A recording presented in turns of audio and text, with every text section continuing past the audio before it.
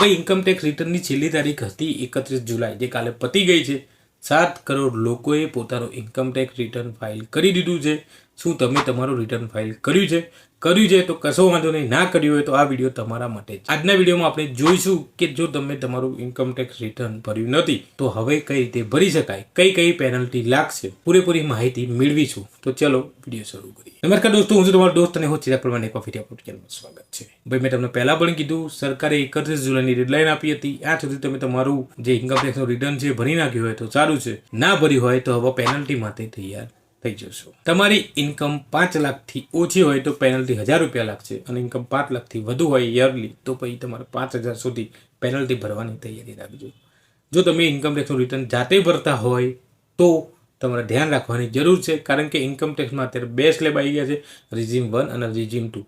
જે પણ સ્લેબ તમે પસંદ કરશો એ આગલા જે પણ નેક્સ્ટ યરમાં તમે ઇન્કમ ટેક્સ રિટર્ન ભરશો તો એ જ લાગુ પડશે. એટલે કોઈની સલાહ લેજો અને પછી તમે જે જાતે ભરતા હોય તો સલાહ લઈને જ ભરજો.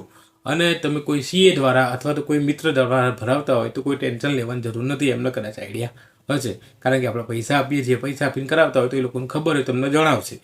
જાતે કરતા હોય તો પહેલાં ધ્યાન રાખવું જરૂરી છે. હવે મહત્વનો ક્વેશ્ચન કે ભાઈ 31 જુલાઈ પતી ગઈ છે, આપણે રિટર્ન કઈ રીતે ફાઇલ કરીએ?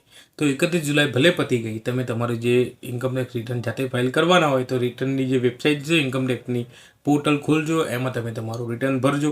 અત્યારે કોઈ પેનલ્ટી દેખાતી નથી, પણ થોડાક જ સમયમાં પેનલ્ટી દેખાવા મળશે. મિનિમમ ગયા વર્ષે 1000 રૂપિયા લીધી હતી એટલે એ પણ દેખાશે, અથવા તો વધારે પણ દેખાઈ શકે છે.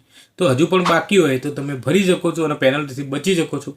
થોડું લેટ કરશો તો પેનલ્ટી કદાચ તમારે ભરવી પડશે. માટે જો તમારું રિટર્ન ફાઇલ કરવાનું બાકી હોય તો અત્યારે તમે તમારું રિટર્ન ફાઇલ કરી દો અને ફાઇલ કરીને તરત એના વેરિફિકેશન કરાવી દો. અને ભાઈ ધ્યાન રાખો કે ભવિષ્યમાં ડેડલાઇનની પહેલાં તમે તમારું રિટર્ન ફાઇલ કરી દો, કારણ કે સરકાર ઓલરેડી આપણી જોડેથી વધારે પૈસા લે છે અને પાછું જો રિટર્ન ના ફાઇલ કર્યું તો એના બીજા ચાર્જ પણ આપણને જ ભોગવવા પડશે. અને પાછું ઇન્કમ ટેક્સ રિટર્ન બધી જ જગ્યાએ હવે માંગે છે, એટલે ભરવું પણ જરૂરી છે. તમે ભરી નાખ્યું હોય તો કોમેન્ટ કરજો અને ભરવાનું બાકી હોય તો ભાઈ ભરી નાખજો. અને હા ભાઈ, ચેનલમાં નવા હોય તો ચેનલને સબસ્ક્રાઈબ જરૂરથી કરી દેજો. ફરીથી મળીશું નવા કોઈક વિડીયો સાથે. જય હિન્દ, વંદે માતરમ.